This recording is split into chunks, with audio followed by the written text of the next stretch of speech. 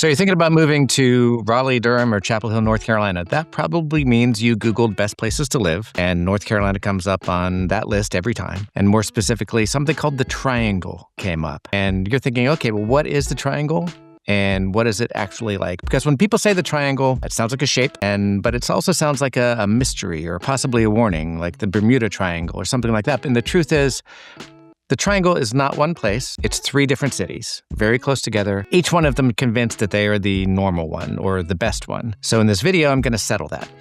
I'm going to tell you which is the normal one, which is the best one. I'm going to walk you through what Raleigh, Durham, and Chapel Hill are really like, how they're different, who usually ends up where in Raleigh, Durham, or Chapel Hill, and what you should know before you move here and wonder why everybody is dressed in either blue or red. Let's start big. By the way, thanks for watching this video, living in Raleigh, Durham, Chapel Hill. This is just sort of the basic explanation of what the Triangle is and where you might choose to live if you had to choose between Raleigh, Durham, and Chapel Hill. So the Triangle is Raleigh, obviously, Durham, obviously, and Chapel Hill. I word up.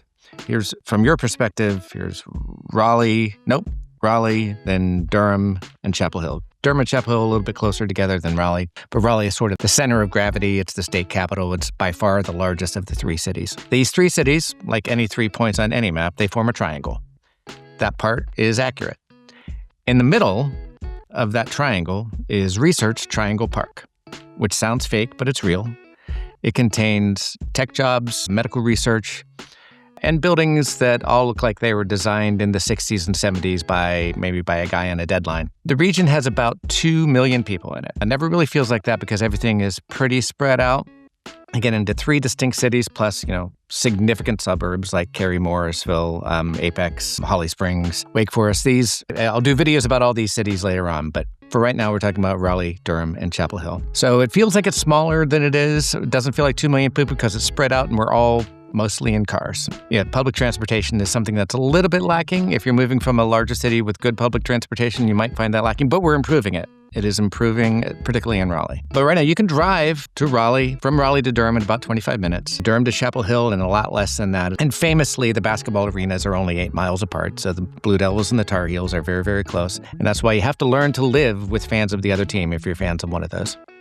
And you can drive from Raleigh to Chapel Hill in about 35 minutes, unless there's traffic, in which case there's no telling, and there usually is traffic at certain times of the day. Now, that is not like traffic in other parts of the country, that city where you're coming from, New York, Chicago, LA, Miami, whatever. You will think our traffic is rather quaint, actually. So those of us who live here aren't accustomed to that kind of thing and think that traffic can be a real problem sometimes, but you may not even notice. It is very, very, very common for people to live in one of those cities and work in another. So just because, for example, if you're relocating, if you've got a job in Raleigh, you can still live in Durham and Chapel Hill.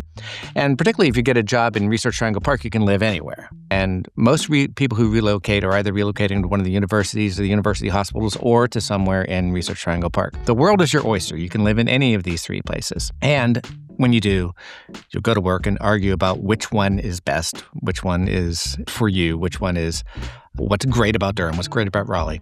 But is very healthy. That's a sign of a healthy community if people are arguing that the city that they live in is the best. All right, first thing, we got to get this out of the way. We're going to talk about weather because it's coming up anyway. North Carolina technically has 4 seasons, sometimes in the same week, sometimes in the same day. One of the things I was very surprised about is the weather, the temperature routinely, and I mean almost daily, varies by at least 20, 25, sometimes 30 degrees in a single day.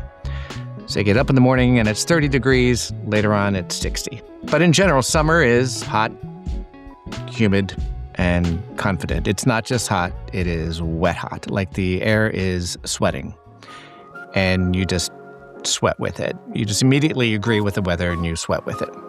July and August are when people say, well, at least I don't live in a cold climate, something we say a lot during those months. But, it's not so bad. You go from your air-conditioned house to your air-conditioned car, which is a short walk, and then you drive to your air-conditioned office building or air-conditioned place of work. I wouldn't want to be a roofer in July and August, but, I wouldn't want to be a roofer for a lot of reasons.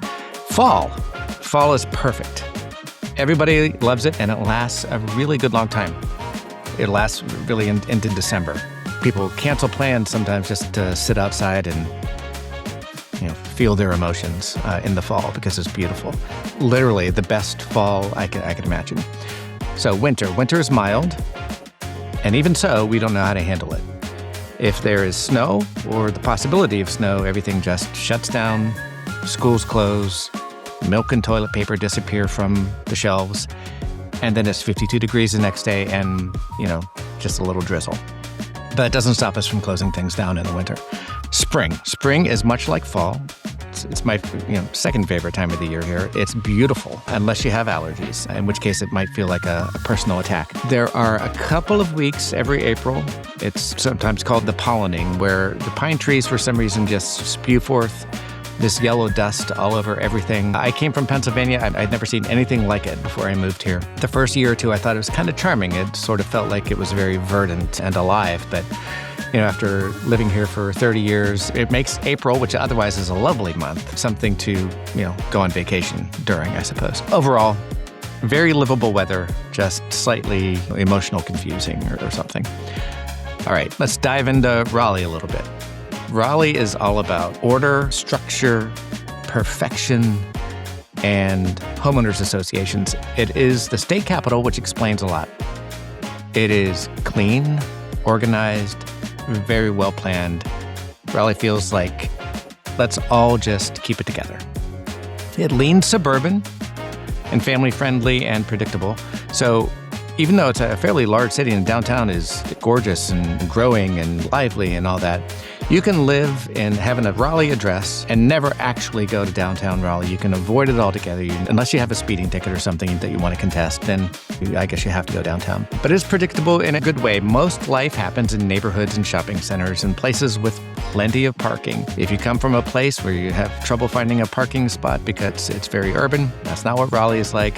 Raleigh is really easy living. Downtown Raleigh exists and is growing, but most of Raleigh, like I said, still feels suburban. All right. Raleigh housing. There's a lot of new construction. New construction in Raleigh is generally pretty high-end. I mean, there aren't a lot of starter homes, $300,000 starter homes being constructed. There are a handful of townhomes in the $300,000 to $500,000 range, but most of Raleigh building, new construction is beyond that, is higher than that.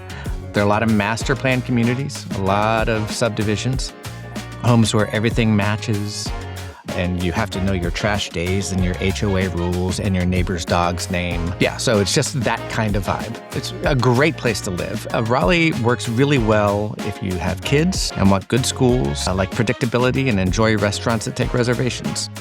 There's a lot more driving. It's a little bit more spread out. And as a matter of fact, if you live in North Raleigh and want to get downtown or to South Raleigh or, heaven forbid, the airport, it is a problem. It'll take you some time.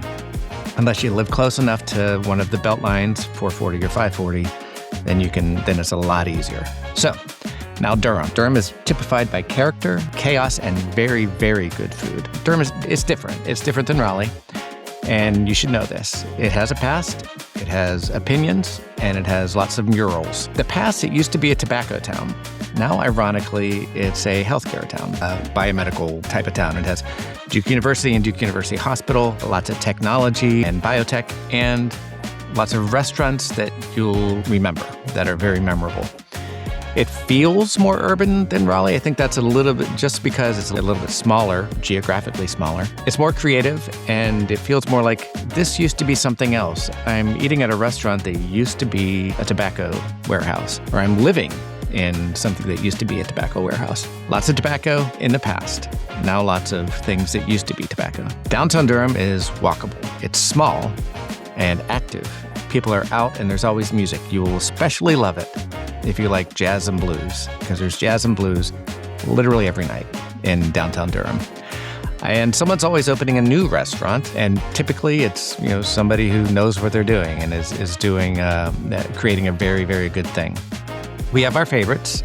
You can look for our favorite restaurants in Durham in another video. Okay, housing in Durham. Durham has everything. It has historic homes, lots and lots of renovated bungalows, new townhomes, so a lot of the lower end housing is built in Durham. And it has neighborhoods that literally change mid-block. Durham is not uniform. You don't casually buy a house here in Durham without asking questions. You need to know how the neighborhoods differ from block to block. Discuss that with your real estate agent. Who Durham is for. Durham works well if you like cities, especially small cities. I call it a mid-sized southern city. It works well if you want culture, lots of art galleries, like I said, lots of music, and the things that, university towns typically have, it having Duke University and all the culture that brings with it. You care more about character than everything matching. So things vary a lot from place to place. I've lived in Durham for, like I said, about 30 years now, and there are some trade-offs. Schools are mixed. They're good and bad. There are lots of options for parents, and we'll talk about that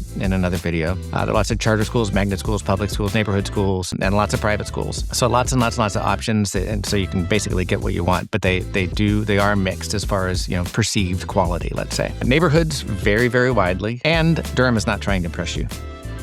Durham doesn't explain itself. You either get it or you move to Cary. All right, Chapel Hill.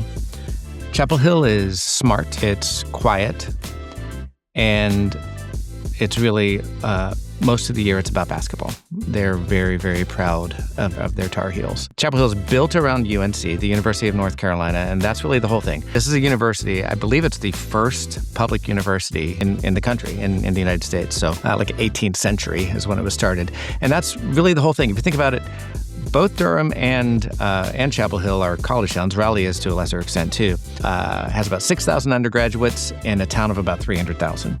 Chapel Hill has a university that's about 20,000 undergraduates or more in a town of about 60,000. So as you can see, that it's dominated by the university.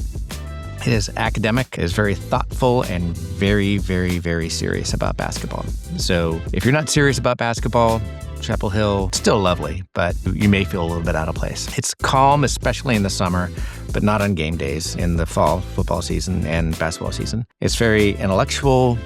It's a little bit slower pace than Raleigh, and it's very beautiful. Trees everywhere, very intentional, and in some ways it hasn't changed since the 18th century, at least some parts of it, or it feels like it at least. All right, let's talk about homes at Chapel Hill. Homes are older, typically on wooded lots. Again, older cities tend to have more woods, just a rule. It's just a law of nature, I think. Homes in Chapel Hill tend to be more expensive, certainly more expensive than Durham and a little bit more expensive than Raleigh. The most expensive housing in the Triangle is typically in Chapel Hill, which is probably because the schools are good. And people who live here, again, they're almost all have PhDs, and so they value education highly. So they want to live in Chapel Hill, which allegedly has some of the best public schools in the state, which keeps prices high. That keeps character intact. Chapel Hill doesn't change that much. It sprawls a little bit. It's grown into, suburbs in the county, but the core, the center of Chapel Hill has remained the same for a very, very long time. Chapel Hill will work well for you if you care deeply about schools, want a quieter, slower pace, and don't mind driving elsewhere for excitement or for non-sports excitement. Trade-offs, of course, are higher prices. Fewer jobs that are centered in Chapel Hill. Most of the jobs in Chapel Hill are waiting tables and tending bar. But again, it's very, very close to RTP and to Durham, downtown Durham, and all of the job opportunities are there. I would say Chapel Hill isn't flashy because it doesn't need to be. People just still want to live there, are willing to pay to live there for lots of wonderful reasons, schools being probably tops among them. All right, let's talk about jobs and commuting and just other things about real life. Most people here live in one city and work in another. Like live in Durham, work in RTP, live in Cary, work in Raleigh, that kind of thing. Those commutes are 20 to 35 minutes. When people move here, they tell me, if they're coming from New York, New Jersey, or Chicago or whatever, that they can tolerate a commute up to an hour. You don't need to do that here. That is actually taking one of the best things about the area, which is, traffic isn't nearly as bad as some of those major cities, and ignoring it in favor of doing what you did in New York. You don't want to do that. It's 20 to 35 minutes, very manageable, sometimes annoying, but survivable. And of course, remote work is more and more common, which really helps, especially during the spring pollen season that I mentioned earlier. You don't even have to go outside. So here are some final thoughts. Where should you live? If you want stability and ease and a large-ish city, although I'll say large, possibly relative, then you want Raleigh.